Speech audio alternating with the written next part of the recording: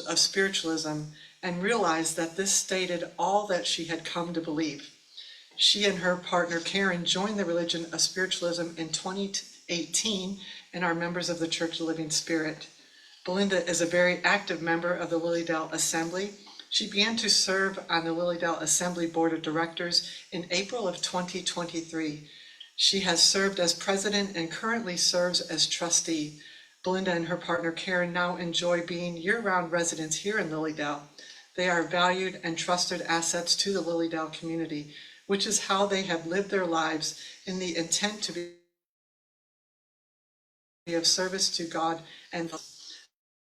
and that's beautifully written. I told her in this bio, I love it. And isn't that what Lilydale is all about?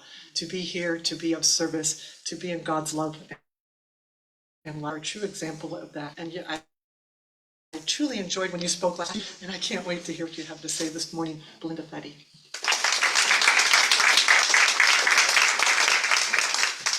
Okay, I kind of have to apologize. I kind of sound like Lauren Call, but not quite as smooth as she spoke. But I'm getting over some bronchitis, I guess. So, but I'm not contagious. It's okay. I'm COVID-free. Everything's good. Okay. And I'm back. Okay. It's the Thanksgiving time, and I tell you, I'm thankful for this church. I'm thankful to be able to worship with you. It's wonderful to be in a place where I can be myself, and we can laugh, and we can work together, and it's just, this church means a lot to me. And I wrote some things so I don't forget, because sometimes I skip over, and when I'm on steroids, sometimes it goes this way, and sometimes the other way. I'm dyslexic and have trouble with my attention, so I take medicine for that, but then the steroids makes things like a hamster, kind of squirrel lady. Okay, so bear with me today we don't know what's going to happen. Okay, I'm thankful for that long, beautiful autumn that we had. I think it has now ended, but it was beautiful. It was nice, and that's one of the things I love, the weather here in New York. It's so, the air is so clean, and you may not notice so much, but when I go back to West Virginia, I lived along the Mid-Ohio Valley where the chemicals plants were, and you never went swimming in the river because there was monsters in there. But you know, I used to think when I was growing up the snow was so white, you know, and then I came up here and I was like, this snow is white, and it's just beautiful here. I'm thankful for my lovely partner Karen. Okay, I am now semi-retired. I am thankful for that. I am now substitute teaching. Oh golly, this week, or no, it was last week. Last week, I was substituting for the first time at this school, and everything went so well until it was time for music, and they were getting their stuff put away, and they were put this, and one little guy went out the door, and all the kids were like, Harry's outside, Harry's out there. And I thought, oh Lord, I'm never going to get a job again. I've lost him. I got to call, I got to find those numbers, because I got to call to find out. It was like, oh my God, can we get him back? And we think, you know, and this is like all this in 30 seconds, you know, like 30 seconds. I'm thinking, okay, just keep smiling, but you don't know what to do you? And some kid said, you know, Harry, that sits right here. And I was like, yeah, I know what kid it is, you know, and you know, but I didn't say that out loud. I was like, yeah, I know what kid it is. I was like, does he do this all the time in my head? You know, and I was thinking, and then some kid had the right things to say, He's locked out. He's locked. Well, every time you close those school doors, they are locked now. You know, when I was growing up, they were never locked, you know, but they lock them so that for safety reasons, because we got crazy people with guns sometimes. So every time they go out, so the kids would not touch that door and said, I was like, it came back to myself, you know, well, let him in, you know, until I said, let him in, that they would not touch that door. So I didn't lose a kid. He didn't run away. He was one of my favorites, but I thought, jeez, it's going to get me fired. The poor little guy, he was a cute little kid. But run away, he just got locked out. Yeah, so that's something new I'm learning, that now you have to always have your little thing so that you can get back in, because it closes and locks, and that's good reason right these days. Okay, enough about me. I'm happy to be semi-retired because I come every Sunday. Yeah. Okay, like I said, I had so much to say because a couple of reasons. I always am in thought and thinking and everything, and it's hard for me. Then being on and and being home more than it's kind of, when you retire, you got to get used to living close together. Yeah. Well, I love her. She's great. She just always comes down and sits. I've really got to get my office straightened out because I need my space. Okay. In this space and time, that's what I'm learning. Is like we are in the space and time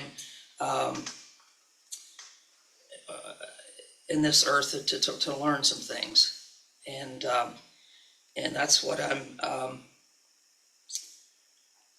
Wow, I tell you, my adult life, even when I was a kid, but this principle 8, we believe in personal responsibility, and that each individual creates their own reality according to natural law.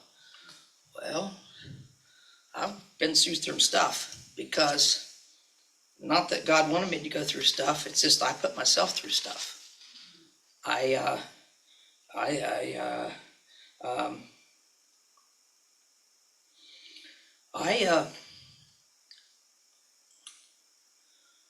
sometimes think I knew things, and sometimes I would think I didn't know things, and my mom sometimes and my friends would say, now Belinda, because I'd always ask questions, and they would tell me before we go somewhere, now Belinda, don't ask 20 questions, don't ask 20 questions, because I was so seeking knowledge and answers. I would just, like, I was so curious and asked them, and they'd tell me, don't ask 20 questions, just listen. Well, I spent many of my young adult years trying to figure out what my significance was. You know, what's my purpose? What's my significance? Okay, I learned during this journey on Earth, in this space and time, that I do not have to do something significant or be someone significant. Wow, that was a relief.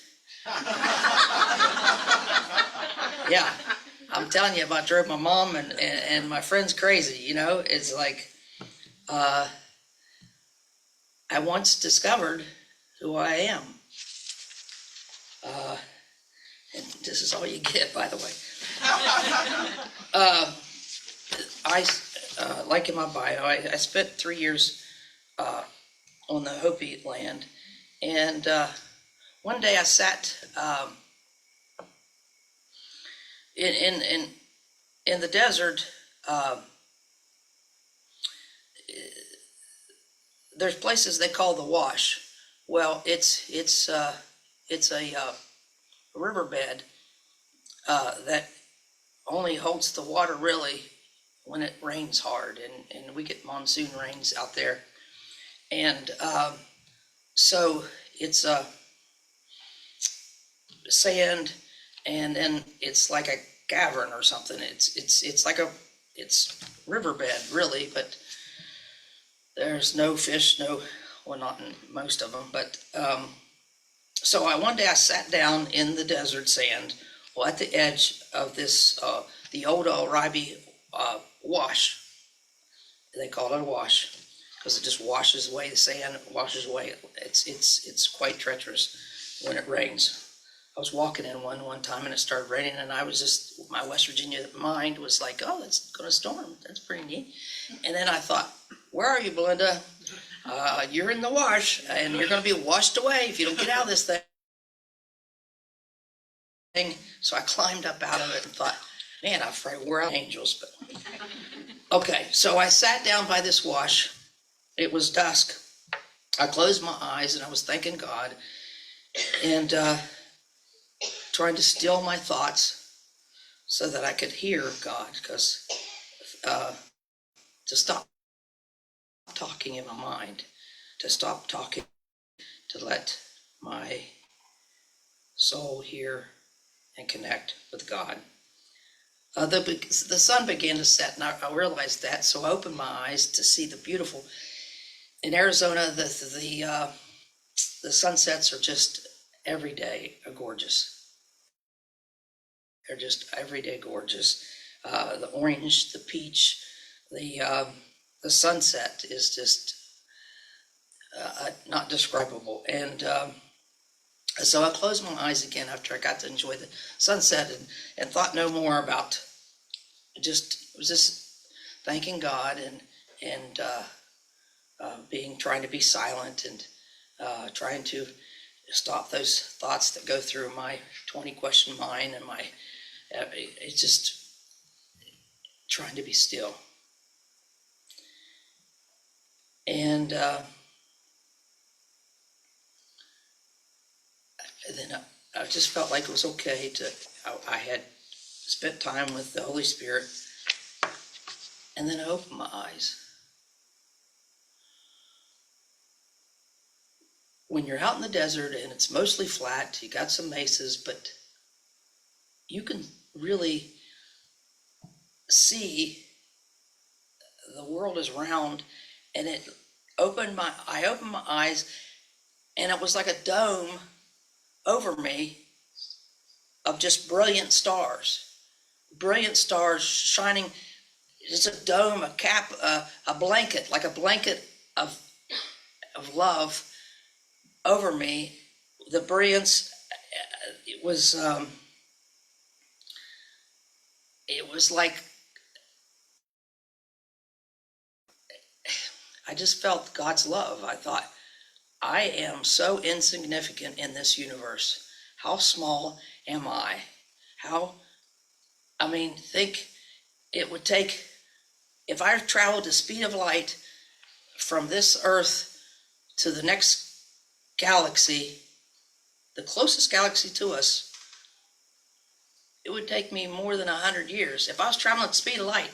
So the distance between me and all those stars is phenomenal. And yet I was sitting there talking with God, and he was fellowshipping with me, and we were together.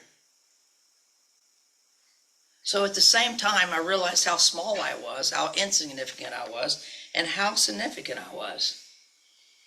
And that's when I stopped asking so many questions, because my little brain couldn't have all the answers, and it was okay.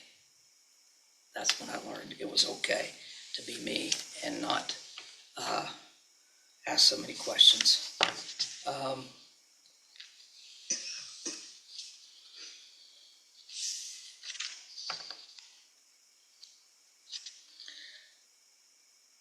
And that's what I come to realize, that God loved me unconditionally. That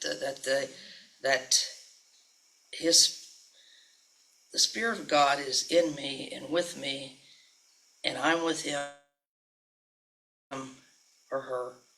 I have a hard time with language, and I'm with Spirit, and Spirit's with me. That's phenomenal. I discovered I'm a child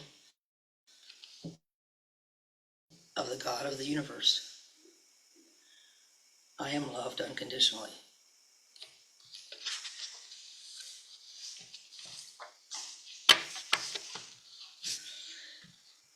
Well, I've been kept in this one there. She was ahead of me in a lot of ways and spiritually, um, and she introduced me to of some great teachers and sages, and John White taught me a lot too.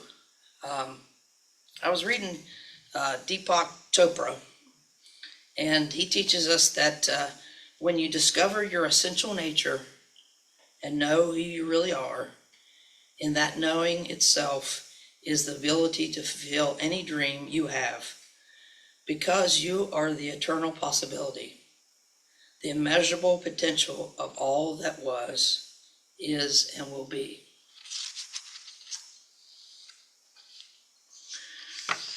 You are a spirit in an earthly body. You're not in a body on earth to grow into your spirituality. Let me repeat that. You're not a body on earth to grow into your spirituality. That's what I kept thinking, when I was growing up, that I was trying to be more spiritual. I was trying to get closer to God, and I was trying to understand this, and I was trying to,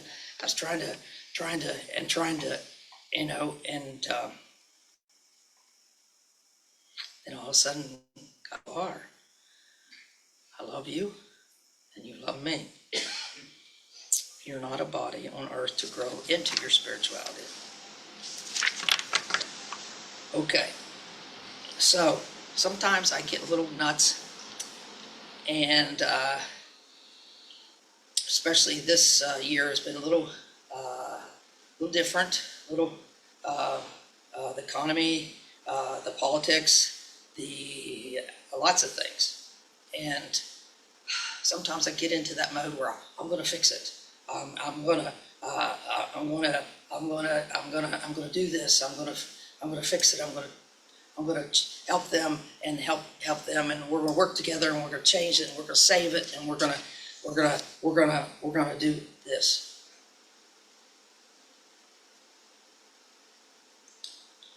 And then I have to remind myself, I'm not fixing anything, because I might get in the way of God. I've got to sit. I've got to listen. I've got to pray and get out of his way. Get out of God's way.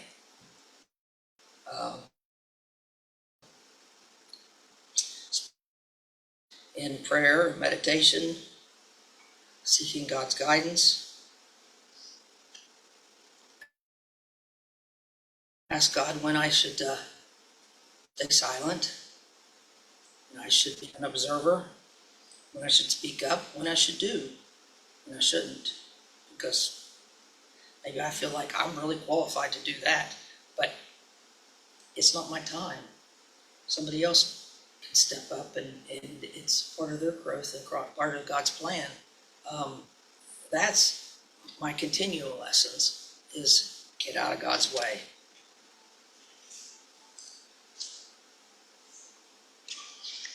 Yeah, many of us rush ahead and just mess things up. Not on purpose, just because we got the answers.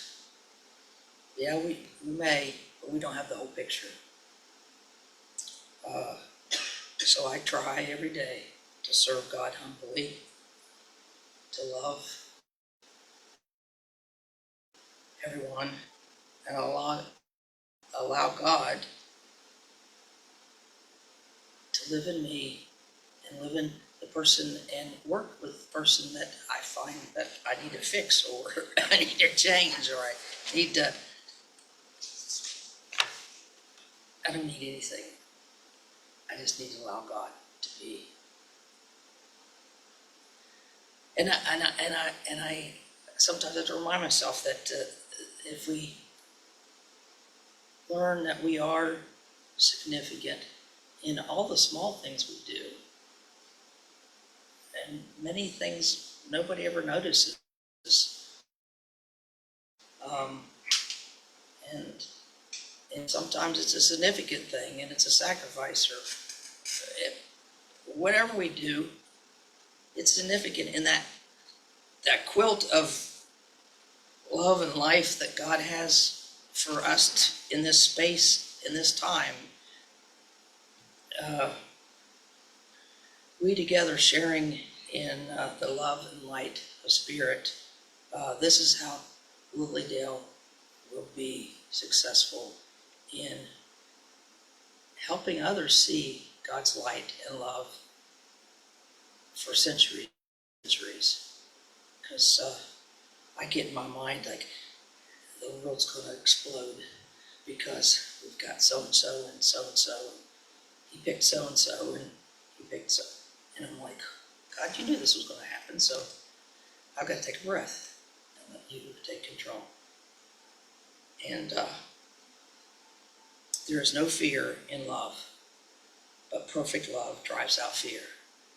And that's what I keep making myself turn back and take my hands off the wheel and get in my lane and stay in my lane ready to do what God asked me to do. And sometimes that's just simply praying. And I pray for God to work in everybody's life in this world, all his creation, that we might live in harmony and know the light and the love of God.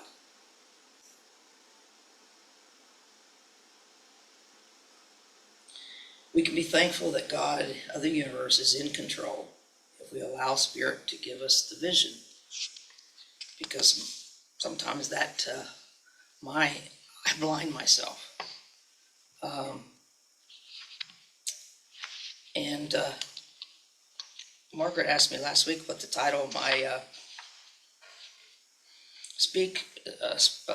speech was, and it was "Don't Poke Your Third Eye Out."